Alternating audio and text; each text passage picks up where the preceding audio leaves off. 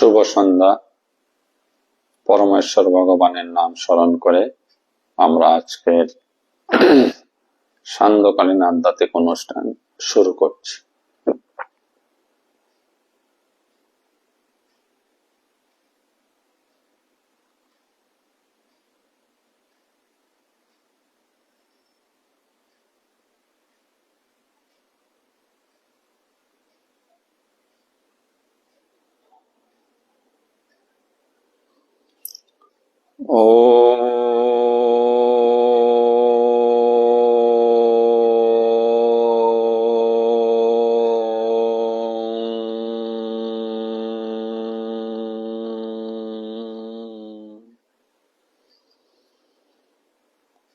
শ্রী পরমাত্মনে নমঃ। গীতা আলোচনার পূর্বেই আমরা আমাদের স্বরূপ চিন্তন করব। আমি শক্তিশালী আত্মা, আমি শক্তিশালী আত্মা, আমি দেহ নই, মন নই, বুদ্ধি নই, আমি নিত্য শুদ্ধ বুদ্ধ মুক্ত আত্মা, আমি সৎ চিৎ আনন্দ।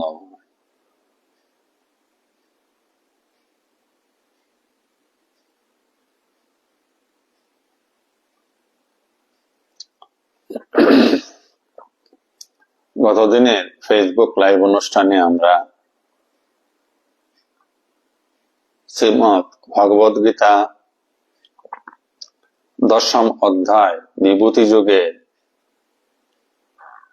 9 নম্বর শ্লোকটি পর্যন্ত আলোচনা করেছিলাম। আজ আমরা 10 নম্বর শ্লোকটি থেকে আলোচনা শুরু করব। 10 নম্বর শ্লোকে যাওয়ার পূর্বে 9 নম্বর শ্লোকে ভগবান কি বলেছিলেন তা একটু আমরা স্মরণ করার চেষ্টা করছি। যাদের চিত্ত ও প্রাণ সম্পূর্ণরূপে আমাতে সমর্পিত, তারা পরস্পরের মধ্যে আমার কথা সর্বদাই আলোচনা করে এবং আমার সম্বন্ধে পরস্পরকে বুঝিয়ে পরম সন্তোষ ও অপ্রাকৃত আনন্দ লাভ করেন, যেটা আমরা আজ অনেকদিন যাবৎ করে আসছি। আমরা ভগবানের কথা একে অন্যের মধ্যে আলোচনা করছি এবং এতেই যেন আমাদের আনন্দ হয়, আমরা আনন্দ পাই। তাই প্রতিদিনকার এই ঈশ্বরীয় আলোচনায় আমরা সবাই যুক্ত হই। আসুন তার পরবর্তী মন্ত্রটির দিকে আমরা অগ্রসর হই। শ্লোক ক্রমসংখ্যা 10। সেখানে এসে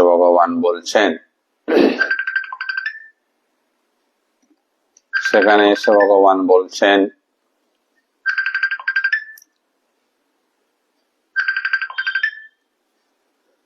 তেষাং সততোক্তানাং ভজতাং প্রীতিপূর্বকং দদামি বুদ্ধিযোগং তং येन মাম উপয়ান্তি তে। তেষাং মানে তাদের, অর্থাৎ কাদের কথা বললেন ভগবান? যারা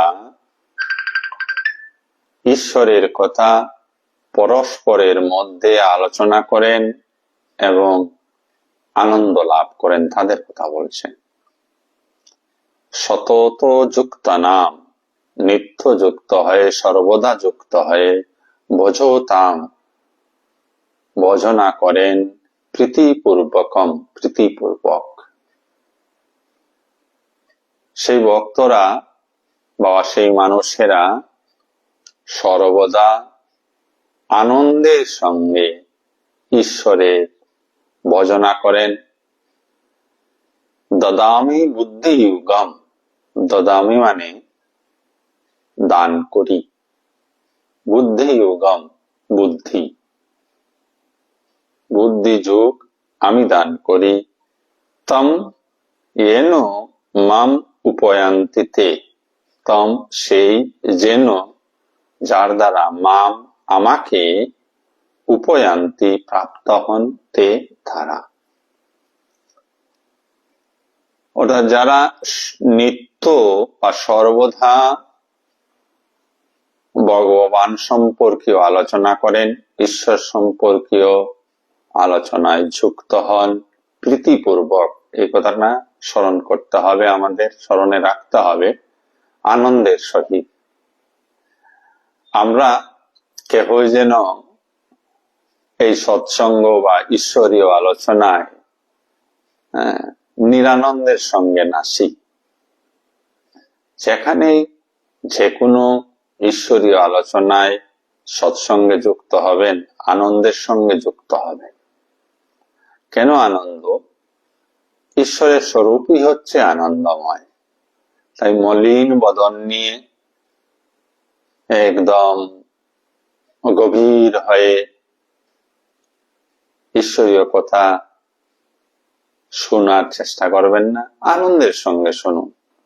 আনন্দের কথাগুলি আনন্দের সঙ্গে শুনতে হবে। তাই ভগবান এখানে স্পষ্ট করে দিলেন, যারা আনন্দের সাথে একত্রে যুক্ত হয়ে আমার বিষয়ে আলোচনা করে আনন্দ উপলব্ধি করে, তাদেরকে আমি বুদ্ধি প্রদান করি, যাতে করে তারা আমাকে উপলব্ধি করতে পারেন। আমরা নিজেদেরকে দিয়ে উদাহরণটি দিচ্ছি। এই আলোচনা যে হয় আমাদের মধ্যে,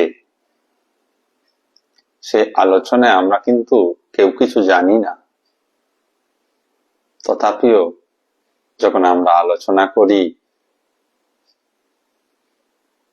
একে অন্যের কথাকে বোঝার চেষ্টা করি, বোঝার জন্য যে বুদ্ধির প্রয়োজন হয়, আমাদের অজ্ঞাতসারে পরমেশ্বর ভগবান সেই বুদ্ধি আমাদেরকে দান করেন, তাই আমরা বুঝতে পারি। যে বুদ্ধির দ্বারা আমরা বুঝছি, তাহা ভগবান আমাদেরকে দিয়েছেন। ভগবান কেন দিয়েছেন? ভগবান এই জন্যই দিয়েছেন যে ভগবান খুব করুণাময়, ভগবান খুব প্রেমময়। তাই তিনি আমাদেরকে বুদ্ধি দেন, যাতে আমাদের আলোচনাও সুন্দর হয়, আলোচনার মধ্য দিয়ে তারই ভাব যেন প্রকাশিত হয়, এবং সেই ভাবে যেন আমরা মত্ত হয়ে আনন্দিত হতে পারি। আর এই আনন্দ যেমন যেমন আমাদের মনে ক্রিয়াশীল হবে, তেমন তেমনি আমরা ঈশ্বরের পথে অগ্রসর হব। ঈশ্বরের পথে অগ্রসর হওয়া মানেই একদিন ঈশ্বর সাক্ষাৎকার হওয়া। তো ঈশ্বরীয় পথের সমস্ত সুবিধা ভগবান নিজে থেকেই তার ভক্তের উদ্দেশ্যে করে রাখেন।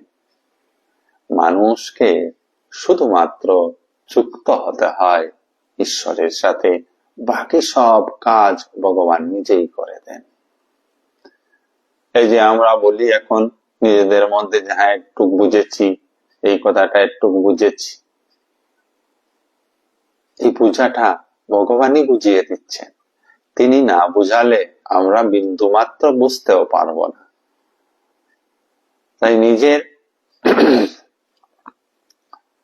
অহংকারকে আশ্রয় না করে, যে আমার বুদ্ধিমত্তায় আমি বুঝতে চাইব, এই ভাবটা না রেখে, যে হে ঈশ্বর, তুমি আমাকে বুদ্ধি দাও, তুমি আমাকে বুঝিয়ে দাও, তার উপরই যেন আমরা দায়িত্বভার অর্পণ করে দেই। তাহলে তিনি আমাদেরকে একদম সহজ সরল ভাবে, যেমনটি করে আমরা বুঝি, সেইভাবে বুঝিয়ে দেবেন। আসুন তার পরবর্তী শ্লোকের দিকে অগ্রসর হই। তাহলে বুঝার জন্য কোনো কিছু নিজে চেষ্টা না করলেও হবে, ভগবানের উপর নির্ভরশীল হয়ে গেলে চলবে। 11 নম্বর মন্ত্রে এসে ভগবান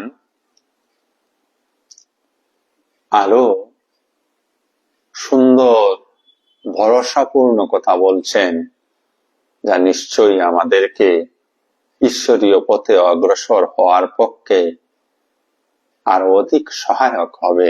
ভগবান বলছেন, তেষাম এব অনুকম্পার্তম, তেষাম এব অনুকম্পার্তম অহম অজ্ঞানজম তমো নাশয়ামি আত্মভাবস্তঃ জ্ঞানদীপেন ভাস্বতঃ। তেষাম তাদের, ওই যারা ঈশ্বরকে নিয়ে পরস্পরের মধ্যে আলোচনা করেন, তাদের কথাই বলছেন ভগবান। তেষাম তাদের, অনুকম্পার্ত অনুগ্রহ করে, অহম আমি, ভগবান বলছেন, অজ্ঞানজম অজ্ঞান জনিত তম অন্ধকার নাশয়ামি নাশ করি, আত্মভাবস্থ হৃদয়ে অবস্থিত হয়ে, জ্ঞানদীপেন জ্ঞানের আলোকে বা জ্ঞানের প্রদীপে ভাস্বতা উজ্জ্বল অর্থাৎ আলোকিত করে দেই। তো আমাদের করতে হবেটা কি? আমাদের শুধুমাত্র আনন্দের সঙ্গে ঈশ্বরীয় চর্চায় যুক্ত হয়ে যেতে হবে, সৎসঙ্গে যুক্ত হয়ে যেতে হবে, তারপর ভগবান সব করে দিচ্ছেন।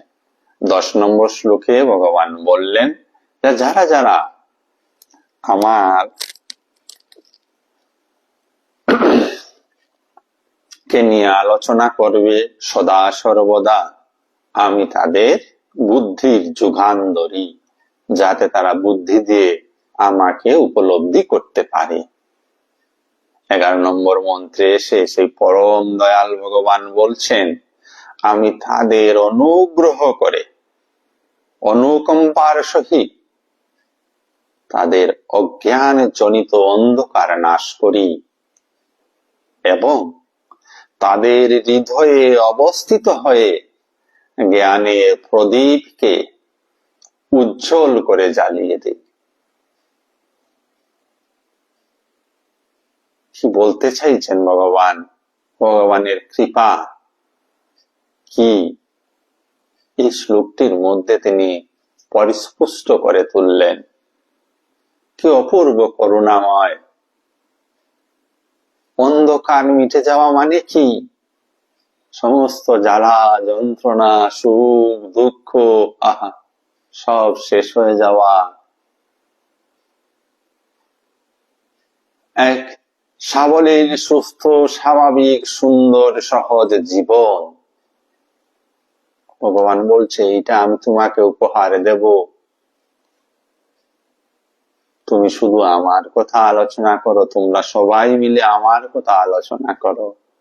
আর ইহা সত্যি কিনা, যারা প্রতিনিয়ত এই অনুষ্ঠানের সঙ্গে যুক্ত রয়েছে আমরা, তারা কিন্তু তার সাক্ষী। কিছুটা হলেও পরিবর্তন হচ্ছে। মানুষের দুঃখ দেখলে, মানুষের মানসিক অবস্থা দেখলে আমি বর্তমানে নিতান্ত কষ্ট বোধ করি আন্তরিকভাবে, যে কি অবস্থা, কেন মানুষ ঈশ্বরের প্রতি আসে না, কেন এই দুঃখ জ্বালা যন্ত্রণা সহ্য করছে, বিপদের সম্মুখীন হচ্ছে। ভগবান এই সমস্ত জাগতিক বিপদ আপদ থেকে, সমস্ত জাগতিক বিপদ আপদ থেকে মুক্ত হওয়ার জন্য এত সুন্দর ব্যবহার চর্চা কর, আমার গুণগুলির কীর্তন কর, আমার গুণগুলি ধারণ কর, আর এই জগতের সমস্ত সুখ দুঃখের ঊর্ধ্বে উঠে এক সুন্দর জীবন যাপন কর। আমরাই বড় জটিল হয়ে আছি, কঠিন হয়ে আছি। ভগবানের এই সুন্দর কথাগুলি শুনতেই যেন রাজি হই না। আদৌ আমরা জানিও না এই পৃথিবীর মানুষ গীতার খুলতে চায় না, গীতা গড়ে আছে তো পড়তে চায় না, যদি পড়ছে তো বুঝতে চায় না, যদি বুঝে তাহলে তা গ্রহণ করতে চায় না। 90% মানুষ গীতা পড়েই না, গীতাখানা পড়েই না। এ বড় দুঃখের বিষয়। আর অথচ জাগতিক জীবনে অপরিসীম দুঃখ কষ্ট ভোগ করে চলছে। একবার জিজ্ঞাসা করে না, নিজেকে প্রশ্ন করে না, আমার জীবন এত দুঃখপূর্ণ কেন? এই কারণ যদি কেউ অনুসন্ধান করতে যায়, তারই জীবন সুন্দর হয়ে যাবে ভগবত কৃপায়। সেই কৃপা সিন্ধু আপনার আমার সকলের জীবনকে সুন্দর করে দেবেন। শুধুমাত্র তার কাছে আত্মসমর্পণ করতে হয়, তার নাম গুণকীর্তন করতে হয়। আমরা যেন আমাদের যেন অনুরাগ ঈশ্বরের প্রতি আসে না, ওই এক মুঠো ফুল, এক বিন্দু প্রসাদ, কিছু দান দক্ষিণা করেই যেন আমাদের ঈশ্বরের প্রতি কর্ম শেষ হয়ে যায়। আর জীবনের কষ্ট বহন করে চলছি। দেখি সবাই কষ্টে আছে, যাকে জিজ্ঞাসা করুন সেই বড় কষ্টে আছে। কষ্টের কারণ কি? কষ্টের কারণ অজ্ঞানী মানুষটি বুঝছে না। সে ভাবছে তার কষ্টের কারণ অর্থ, সে ভাবছে তার কষ্টের কারণ ক্ষমতার অভাব, সে ভাবছে তার কষ্টের কারণ স্বাস্থ্যের অভাব, সে ভাবছে তার কষ্টের কারণ সম্পদের অভাব। হতভাগা মানুষটি জানে না যে এইগুলি তার জীবনের কষ্টের কারণ নয়। তার জীবনের মূল কষ্টের কারণ হচ্ছে সে নিজেই। সে নিজেই এমন কিছু সব বিচার নিজের মধ্যে ধরে রেখেছে, যে বিচারগুলি তার নিজের সৃষ্টি। ওই বিচারগুলির দ্বারা সে বিকার প্রাপ্ত হয়ে আছে। যে বিচার আপনাকে দুঃখ কষ্ট প্রদান করে সেটা বিচার নয়, সেটা বিকার। বিচার সেটাই যে যাহা আপনার জীবনের দুঃখ কষ্টকে হরণ করবে। বিচার সেটাই যাহা আপনার জীবনকে আপনাকে ঈশ্বরীয় পথে অগ্রসর করে দেবে, সেটাই বিচার। আর বাকি সব বিকার বিকারী অসুস্থতার কারণ। মানসিক অসুস্থতা এবং শারীরিক অসুস্থতা দুটারই কারণ। তো এই কথাগুলি আমরা শুনি না, শুনতে চাই না। শুনতে হলে যেসব জায়গায় যেতে হয় সেসব জায়গাকে আমরা উপেক্ষা করি। আমরা মন্দিরে যাই, ভাবি ধর্ম হয়ে গেল। আমরা কিছু পূজা অর্চনা করি, ভাবি ধর্ম হয়ে গেল। ভগবান আমাকে সমস্ত সুখে সুখী করে দেবেন, আমি পূজা করেছি। আমি মন্দিরে গেছি, আমি গঙ্গাতে স্নান করে এসেছি, আমি কুম্ভ মেলায় স্নান করে এসেছি। আজ্ঞে না, এইরূপ হয় না। এইরূপ যদি হতো, এই পৃথিবীতে দুঃখ বলে কোনো শব্দই থাকতো না। সবাই গঙ্গা স্নান করে আসতো, সবাই কুম্ভ মেলায় স্নান করে আসতো।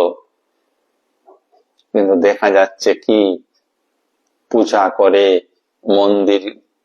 মন্দিরে গিয়ে তীর্থযাত্রা করে, গঙ্গায় স্নান করে, কুম্ভ মেলায় স্নান করে, সেই মানুষটি দুঃখ কমছে না।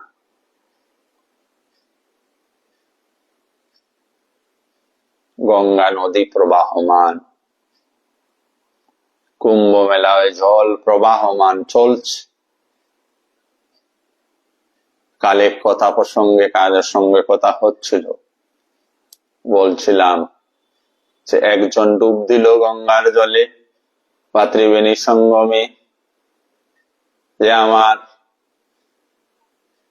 লোভ কমে যাক বলে সে ডুব দিল। বাপটা ওই জলের সঙ্গে এগিয়ে গেল, আরেকজন ডুব দিয়ে উঠে গেল। ওই আমার দুঃখ যাক, এই দুঃখের বাপটা তার উপর চলে এলো, লোভের বাপটা তার উপর চলে এলো। এটা আমার কাল্পনিক ভাবনা। কারণ যেহেতু মানুষের দুঃখ যাচ্ছে না, কষ্ট যাচ্ছে না, সেই হেতু এই ভাবনা করেছিলাম। এটা ছোট্ট গল্প প্রসঙ্গক্রমে বলছি।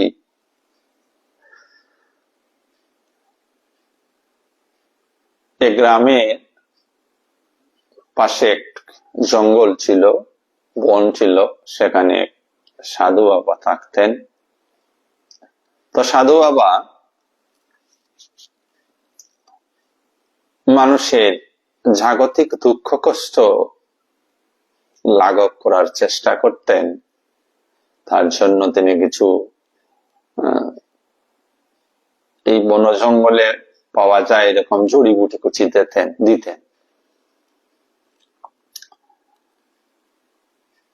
সাধু বাবা কিন্তু প্রকৃত সাধু বাবা, কিন্তু মানুষের যন্ত্রণায়, মানুষ বিভিন্ন সমস্যা নিয়ে ওনার কাছে যায়। কারো শরীর খারাপ, কারোর টাকা নেই, কারোর চাকরি নেই, কারোর সন্তান হচ্ছে না, এইসব সমস্যাগুলি নিয়ে যায়। কেউ ঈশ্বরীয় কথা শুনতে চায় না। তো বাধ্য হয়ে ওই সাধু বাবা ওই কাউকে কিছু দিয়ে দিলেন পাতা, কাউকে জড়, কেউকে একটা ফল দিয়ে দিতেন এইভাবে। তো বিশ্বাসের সঙ্গে মানুষ সেগুলি গ্রহণ করত এবং কিছু মানুষ ভালো হয়ে যেত। এই যে কিছু মানুষ ভালো হয়ে গেছে, তাতে সাধু বাবার বড্ড নাম হয়ে গেছে। এখন লোক সংখ্যা উনার কাছে ধীরে ধীরে বাড়তে লাগলো। এমনটা হলো যে সাধু বাবা আর নিজে সাধন ভোজন করার সময় করে উঠতে পারেন না। কারণ তার কাজ এইগুলি নয় যে মানুষকে জড়িবুটি দেওয়া বা পাতা দেওয়া বা জল দেওয়া। তিনি নিজে সেটা উপলব্ধি করছেন।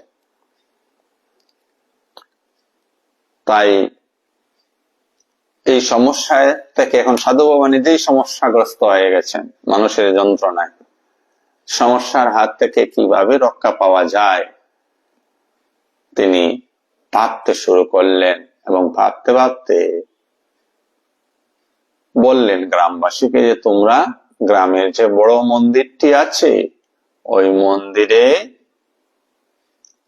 তোমাদের সকলের সমস্যা পুটলা বেঁধে বেঁধে নিয়ে আসবে।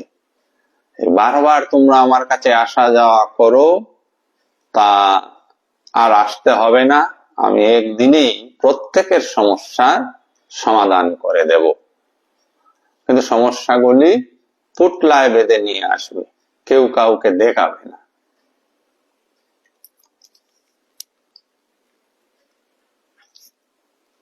আর এনে এই গড়টির ভিতর রেখে দেবে, আমি গড়ে প্রবেশ করে সবার সমস্যাগুলি সমাধান করে দেব। যার যত সমস্যা আছে, দুঃখ আছে, সব পুটলা বেঁধেছে। হ্যাঁ, কাপড় দিয়ে পুটলা বেঁধেছে, লিখে লিখে কাপড় দিয়ে পুটলা বেঁধেছে। তো পুটলা বয়ে বয়ে সবাই ওই মন্দিরে গেছে এবং ঘরের মধ্যে গিয়ে পুটলাগুলি রাখছে। তো সবাই দেখছে যে সে যে পুটলা নিয়ে গেছে তার চাইতে আরো বড় পুটলা আরেকজনে নিয়ে গেছে। মানে কথাটার অর্থ এটাই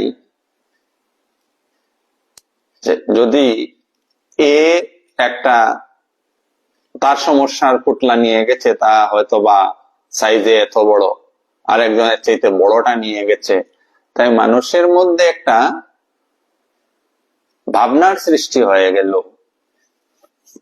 আমার সমস্যা থেকে অন্যজনের সমস্যার পুটলাটা যেহেতু বড়, তাহলে তার সমস্যাও বড়।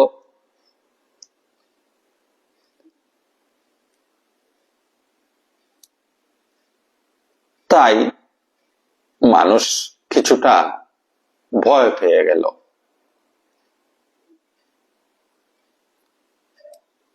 ভয় পেয়ে কি করলো,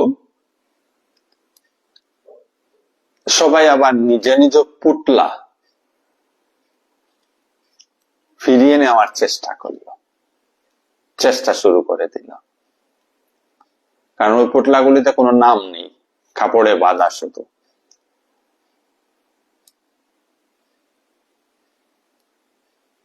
এবং শর্ত একটাই ছিল যে সব ধরুন সাদা কাপড় বা লাল কাপড়ে বেঁধে পুটলাগুলি নিয়ে যেতে হবে এবং পুটলাগুলি আবার নিয়েও আসতে হবে বাড়িতে, এসে বাড়িতে জ্বালিয়ে দিতে হবে বা কোন এক নির্দিষ্ট জায়গায় রেখে দিতে হবে, তাহলেই সমস্যাগুলির সমাধান হবে। সেটা সাধু বাবা বলে দিয়েছিলেন আগে থেকে। এবার মানুষের মধ্যে ছুটাছুটি।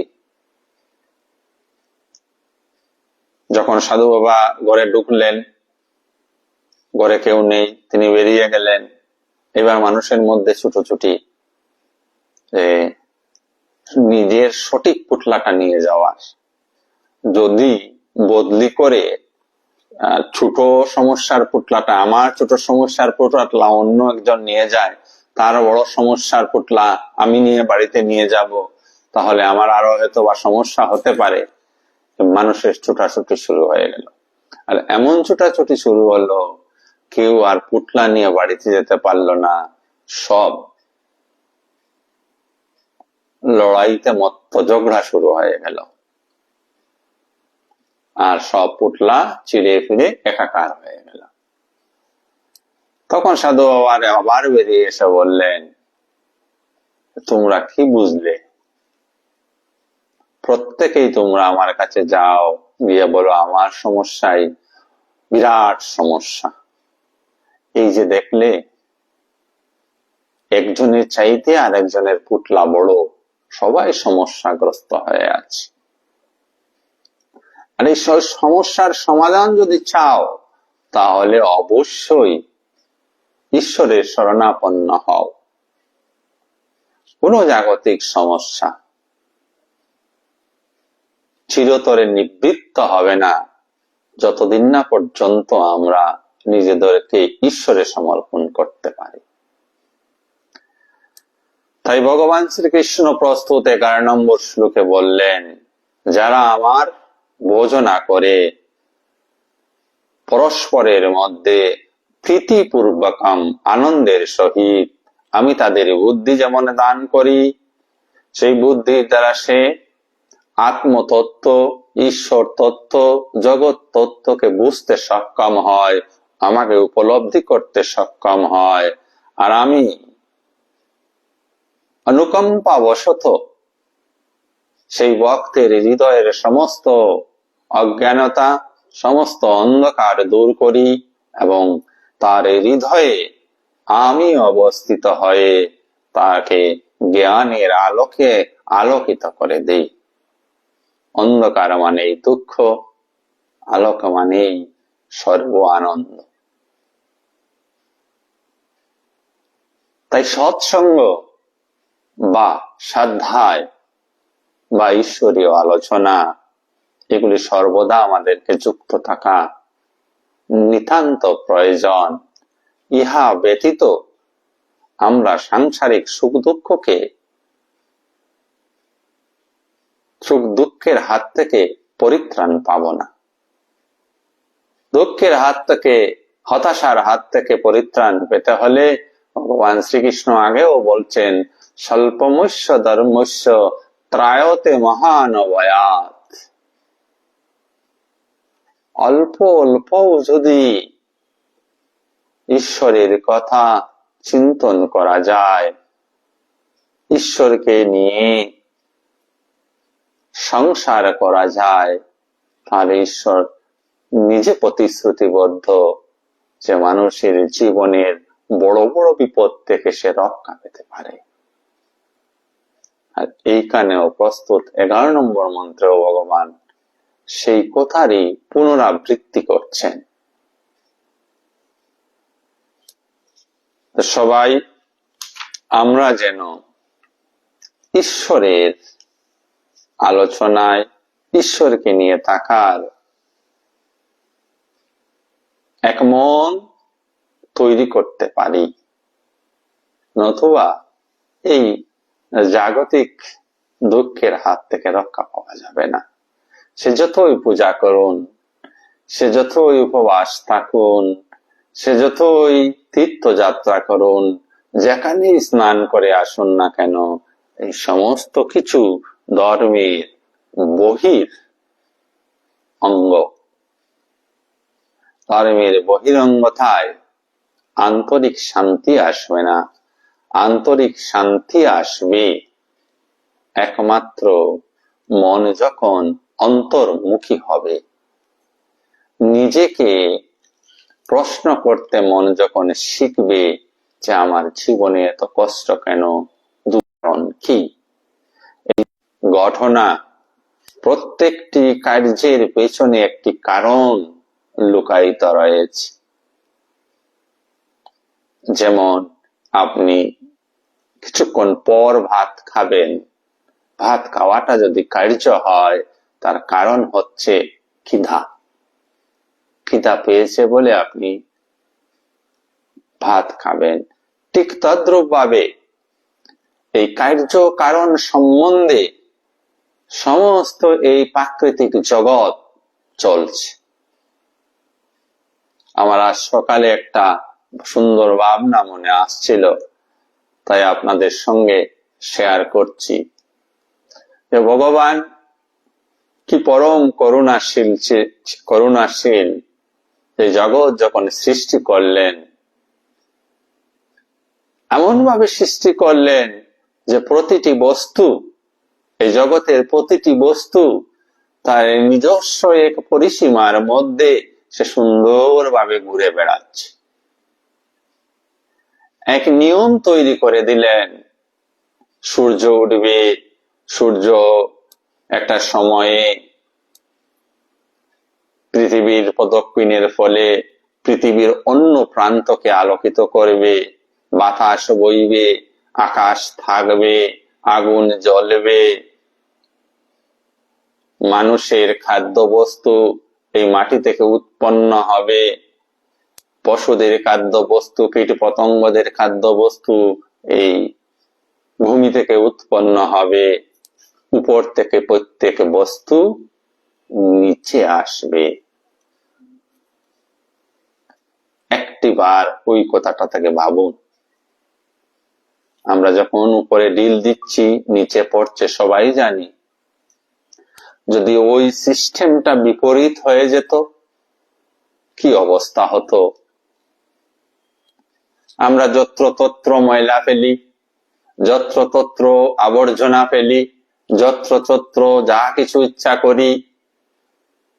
যদি এইগুলি উপরে উঠে যেত, তাহলে কি অবস্থাটা হতো? আপনি আমি কি রাস্তা দিয়ে চলতে পারতাম?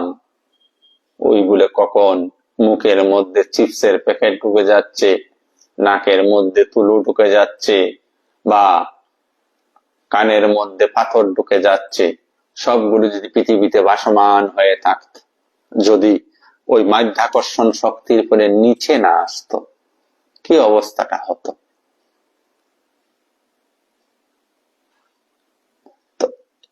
তাই সৃষ্টিকর্তা এই জগৎ সৃষ্টি করতে কোন ধরনের কার্পণ্যতা, কোন ধরনের বিশৃঙ্খলা রাখেননি।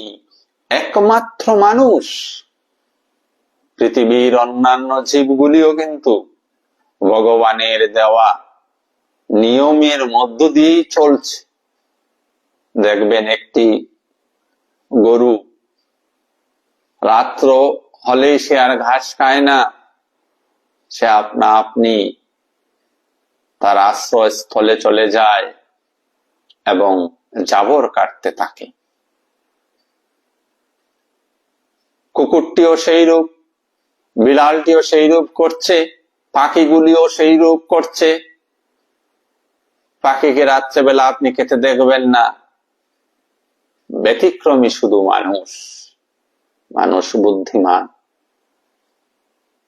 তাই সে যাহা সৃষ্টি করছে, যাহা কিছুই সৃষ্টি করছে, তা কিন্তু অসম্পূর্ণ থাকে, তা বিশৃঙ্খল ভাবে থাকে, তা বেশিরভাগ ক্ষেত্রেই কল্যাণকারী হয় না। ঈশ্বর ফুল সৃষ্টি করেছেন, কি সুন্দর। পৃথিবীর অন্যান্য জীব জন্তু পশু পাখি খুব কম ওই ফুলকে বিনষ্ট করতে চাইছে। তার জ্ঞানের অভাবে পশু পাখি হয়তো বা ফুলকে বিনষ্ট করছে। মানুষ যখনই ফুলের দিকে তাকায়, ফুলের শুভনীয়তায় সে মোহগ্রস্ত হয়ে পড়ে, অমনিতেই সে ফুলটিকে ছিঁড়ে ফেলে, হাতে নিয়ে তাকে হাত দিয়ে ঘষে তার সুগন্ধ নিতে চায়। এগুলি মানব সৃষ্টি।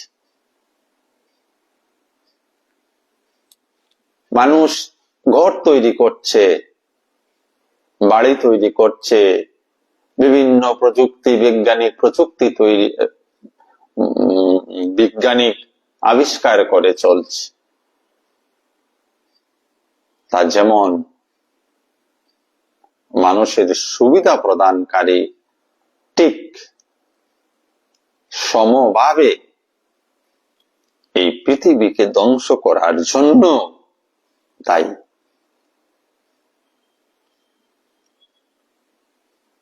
আজ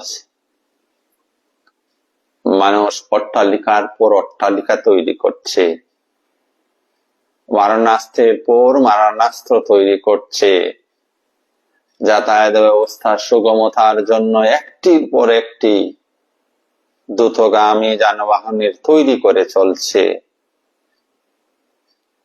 কল কারখানা তৈরি করছে। কি হচ্ছে? যতটুকু সুবিধার সৃষ্টি হচ্ছে, ঠিক তত পরিমাণে অসুবিধারও মানুষের সৃষ্টি হচ্ছে।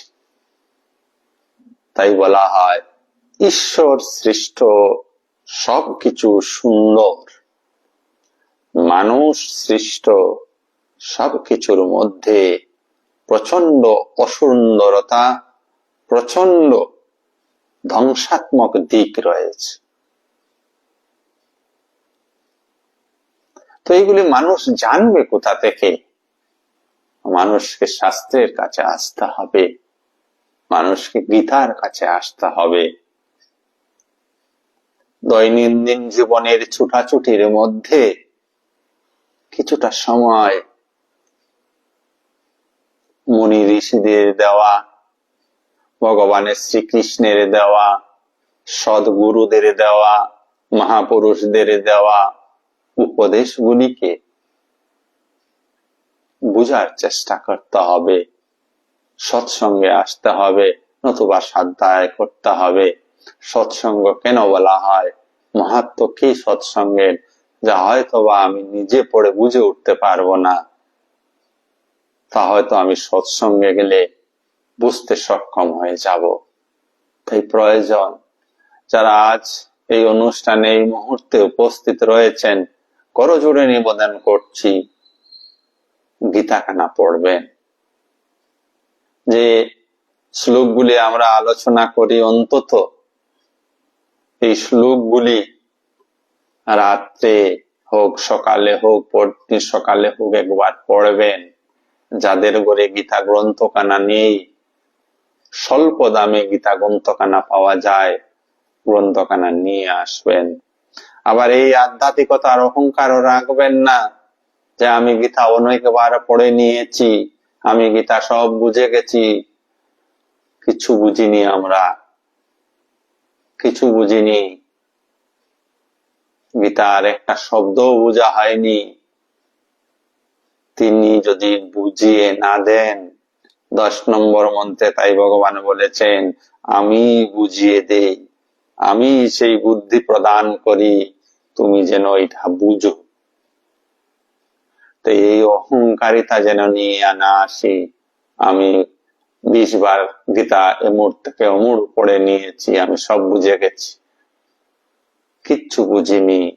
যদি বুঝে যেতাম, যদি বুঝতাম, বুদ্ধি দিয়ে বোঝা যেতে পারে, বুদ্ধি দিয়ে বোঝা যেতে পারে। বুদ্ধির বোঝাটা বুঝা নয়, ভগবানের কথাগুলি ডাইরেক্ট অনুভব হওয়া চাই। ভগবানের কথাগুলি ডাইরেক্ট যখন অনুভব হবে, সেই অনুভবই আপনার জীবনকে মঙ্গলময়, আনন্দময় করে দেবে।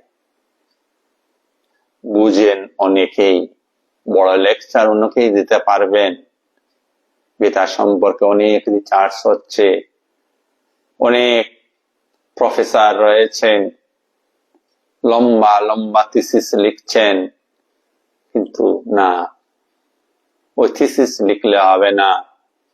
গীতা সবকটা মন্ত্র মুখস্থ করে নিলেও হবে না, তাতে মনে শান্তি আসবে না। মনে শান্তি আসতে হলে গীতাকে আপন করে নিতে হবে। গীতাকে আপন করা মানে ভগবান শ্রীকৃষ্ণকে আপন করে নেওয়া, আপনার একজন বলে গ্রহণ করা, তারই নির্দেশ মতো সকাল থেকে রাত অতিবাহিত করতে হবে। মর্মে মর্মে ঈশ্বরকে অনুভব করতে হবে। প্রত্যেকটি প্রাকৃতিক ঘটনার মধ্যে, প্রত্যেকটি প্রাকৃতিক অবস্থার মধ্যে ঈশ্বরকে দেখতে হবে। আপনার জীবনে, আমার জীবনে যা কিছুই ঘটনা ঘটুক না কেন, প্রত্যেকটি ঘটনা আমার অথবা আপনার জীবনে নিতান্ত প্রয়োজন বলে ভগবান সেই ঘটনা, সেই পরিস্থিতি, সেই অবস্থা আমাদের জীবনে তৈরি করে দেন। কিন্তু আমরা বড় হতভাগা, এই পরিস্থিতিগুলির মূল্যায়ন করি জাগতিক বিদ্যা বুদ্ধির দ্বারা, জাগতিক জ্ঞানের দ্বারা। আমরা ওইখানে ঈশ্বরকে অনুভব করি না, যে ঈশ্বর কেন আমার জীবনে এই অবস্থাটা নিয়ে এসছেন, তার উদ্দেশ্যই বা কি, ওই কারণকে জানার চেষ্টা করা। কারণ জানার যখন প্রবৃত্তি মনে জাগ্রত হবে, অবশ্যই আপনি ঈশ্বরের সঙ্গে যুক্ত হয়ে থাকবেন এবং ওই কারণের নিধান পারমার্থিক ভাবে করবেন।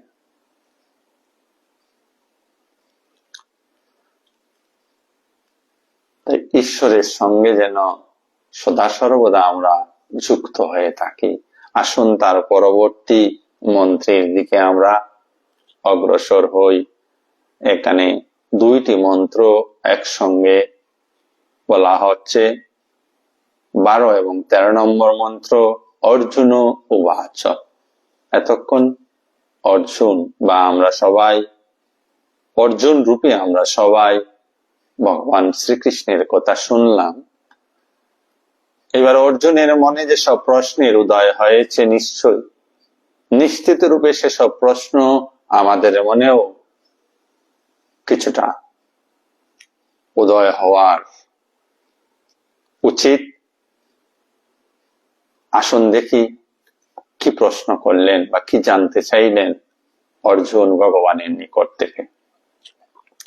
অর্জুন উবাচ পরম ব্রহ্ম পরম ধাম পবিত্রম পরম ভবান পুরুষ শাশ্বতম দিব্যম আদিদেবম অজম বিভুম আহুতাম ঋষয় সর্বে দেবর্ষি নারদ তথা অসিত দেবল ব্যাস স্বয়ং চৈব বব্রীবি মে।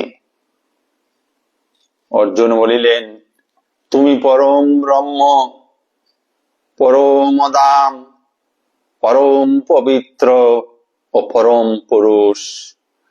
তুমি নিত্য, দিব্য, আদিদেব, অজ ও বিভু। দেবর্ষি নারদ, অসিত, দেবল, ব্যাস আদি ঋষিরা তোমাকে সেভাবেই বর্ণনা করেছেন এবং তুমি নিজেও এখন আমাকে তা বলছ।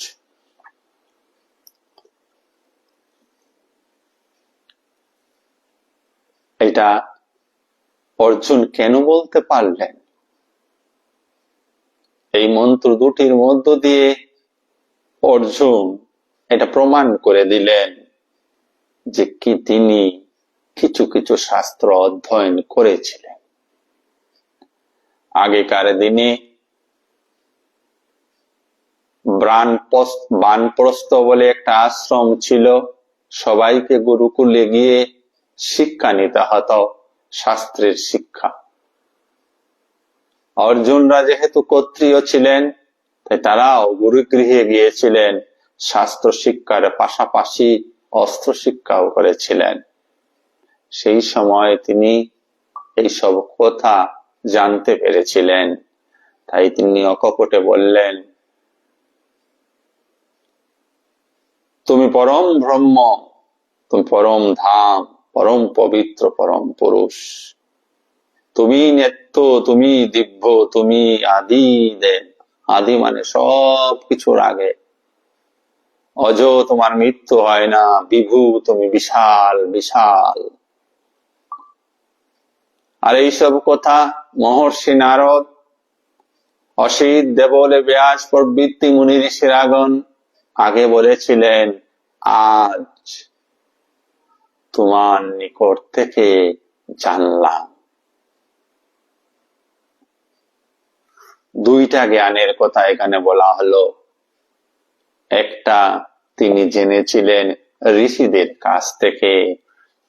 ঋষিদের কাছ থেকে যা জেনেছিলেন তা পরোক্ষ জ্ঞান। এইবার স্বয়ং ভগবানের কাছ থেকে জানছেন। সেটা যদিও পরোক্ষ জ্ঞান, তথাপিও সেই জ্ঞানটা অর্জুনকে অনুভবের দিকে বিশেষভাবে অগ্রসর করে দিচ্ছে। তাই তিনি অকপটে বলতে পারলেন, আমাদের এই ভারতবর্ষে এখন অনেক মহাপুরুষ আছেন, যারা ব্রহ্মজ্ঞ মহাপুরুষ, যাদেরকে হয়তোবা আমাদের সামনে যদি উপস্থিত করা হয়,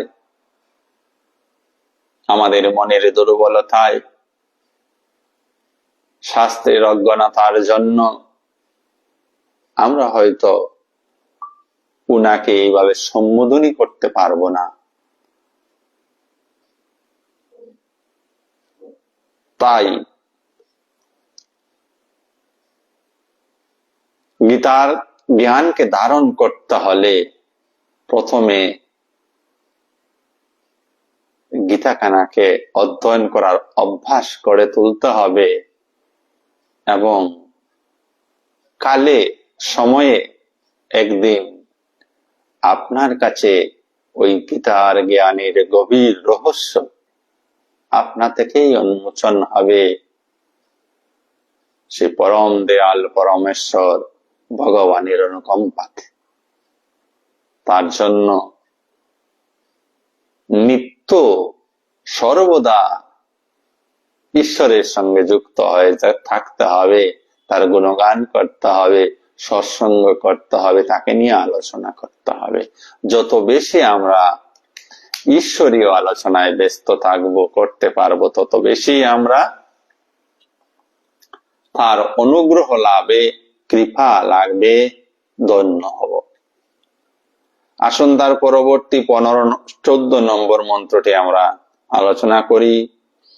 সর্বম এতদ্রীতম মন্যে যস্মাম বদোষি কেশব নহিত ভগবন ব্যক্তিম বিদুর্দেবা ন দানবঃ। হে কেশব, তুমি আমাকে যা বলেছ তা আমি সত্য বলে মনে করি। তুমি আমাকে যা বলেছ তা আমি সত্য বলে মনে করি। হে ভগবান, দেবতা অথবা দানবেরা কেউ তোমার তথ্য যথাযথভাবে অবগত নন। অর্জুন ভগবানের কথাগুলিকে সম্পূর্ণভাবে বিশ্বাস করলেন। শুধু বিশ্বাস করলেন না, সত্য বলে সেইগুলি মেনে নিলেন। এইখানে সাধকের কিন্তু কঠোর পরিশ্রম করতে হয়। আমরা শুনি কথাগুলো, আমরা বিশ্বাস করে রাখতে পারি না, আমরা তাকে সত্য বলে মেনে নিতে পারি না। এই যে ভগবান বলছেন, তুমি আমার মিথ্য বোঝো না করো, তোমরা সবাই মিলে, আমি তোমাদেরকে বুদ্ধি দেব, তোমরাই আমাকে অনুভব করতে পারবে, আমাকে জানতে পারবে, আমাকে জানলে তোমার জীবনে পরম শান্তি আসবে। আমরা কি এই কথাটা মানতে পারছি? আমরা কি এই কথাটাকে সত্য বলে গ্রহণ করতে পারছি? পারছি না। কারণ কালে যদি আমার জীবনে কোনো একটা ছোট্ট দুঃখের ঘটনা ঘটে যায়, অমনিতেই আমরা ধৈর্য হারিয়ে ফেলি, এমনিতেই আমরা বলে উঠি এসব সব মিথ্যা, ভগবান নেই, ঈশ্বর নেই। আর ঈশ্বরে নেই এই কথাটাতে আমরা বলছি প্রতি মুহূর্তের আমাদের জীবনে ঈশ্বরে খেলা করে চলছে।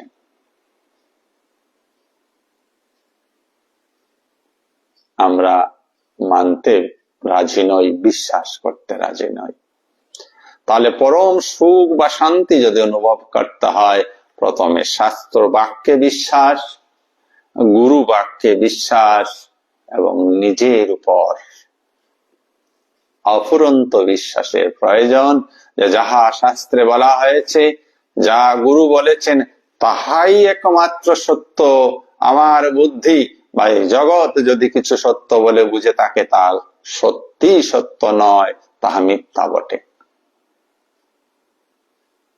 এই দৃঢ়তা নিয়ে ঈশ্বর সাধনা করতে হবে। আপনার জ্বর হয়ে গেছে বলে ঈশ্বরকে দোষারোপ যেন আমরা না করি। আমার আর্থিক লোকসান হয়ে গেছে, ঈশ্বরের উপরে বিশ্বাস হটাও। আমি এত ঈশ্বরকে ডাকি, আমার শরীরটা অসুস্থ হয়ে গেল। এগুলি কিন্তু আমাদের বিপরীত বুদ্ধি, আর এটা প্রমাণ করে যে ঈশ্বরীয় সত্য বাক্যের উপর আমাদের আস্থা নেই। তো আস্থাহীনতায়, বিশ্বাসহীনতায় আমরা ঈশ্বর নামক একটি বস্তু আছে সেটাকে মানতে পারি না, মানলেও সেখানে বিশ্বাস রাখতে পারি না। আর তাই আমরা আমাদের শক্তিতে জীবন বাঁচতে চাই। আমাদের শক্তি প্রয়োগ করে, আমরা যখন নিজ শক্তি প্রয়োগ করে যখন জীবনে বাঁচতে চাই, সেই জীবন দুঃখময় হয়ে ওঠে। দেবতা অথবা দানবেরা কেউ তোমার তথ্য যথাযথভাবে অবগত নন। এই তথ্য খুব সহজ আর খুব কঠিন। কঠিন এই জন্য ঈশ্বরকে আমরা অনেক অনেক দূরে রেখে দিয়েছি। আমাদের কল্পনা ভাবনা ঈশ্বর অন্য কোথাও রয়েছেন। তাই ওই বহু দূরে পৌঁছানো কঠিন কাজ। হিমালয়ের বা এভারেস্টের শৃঙ্গে উঠা কঠিন কাজ। আর যদি আমরা মনে প্রাণে বিশ্বাস করি ঈশ্বর অল্প আগে বলেছেন তিনি আমাদের সকলের হৃদয়ে অবস্থিত হয়ে আমাদের অজ্ঞানতার অন্ধকারকে দূর করে জ্ঞানের আলোকে আলোকিত করেন, এই কথায় যদি বিশ্বাস রাখতে পারি তাহলে ঈশ্বর আমার সাথে রয়েছেন, আমার মধ্যেই আছেন। তিনি অতি নিকটে, এতটা নিকটে, এতটাই নিকটে রয়েছেন যে তাকে অনুভব করার চেষ্টাই করছি না। যেভাবে শ্বাস প্রশ্বাস নিচ্ছি, বাতাস অ্যাভেইলেবল রয়েছে, তাই কখন নাক দিয়ে শ্বাস নিচ্ছি কখন শ্বাস ছাড়ছি তার হিসেব নেই, ঠিক সেইভাবেই ঈশ্বর আমাদের অতি কাছে রয়েছেন, যিনি প্রতিটা শ্বাস নিচ্ছেন আপনার হয়ে, আর যিনি প্রতিটা শ্বাস ত্যাগ করছেন আপনার হয়ে। এইভাবে তিনি আমাদের জীবনে ওতপ্রোতভাবে জড়িত হয়ে আছেন। আমরা আজকের অনুষ্ঠান এখানেই সমাপ্ত করব। সবাইকে অনেক অনেক ধন্যবাদ। অনেকেই আজকের অনুষ্ঠানে যুক্ত হয়েছেন। যারা যুক্ত হয়েছেন তাদের সবাইকে আমার আন্তরিক শুভেচ্ছা এবং সকলের হৃদয়স্থ আত্মাকে আমার সশ্রদ্ধ প্রণাম নিবেদন করছি। শুভরাত্রি। সবাই ভালো থাকুন, সুস্থ থাকুন, আনন্দে থাকুন। প্রণাম।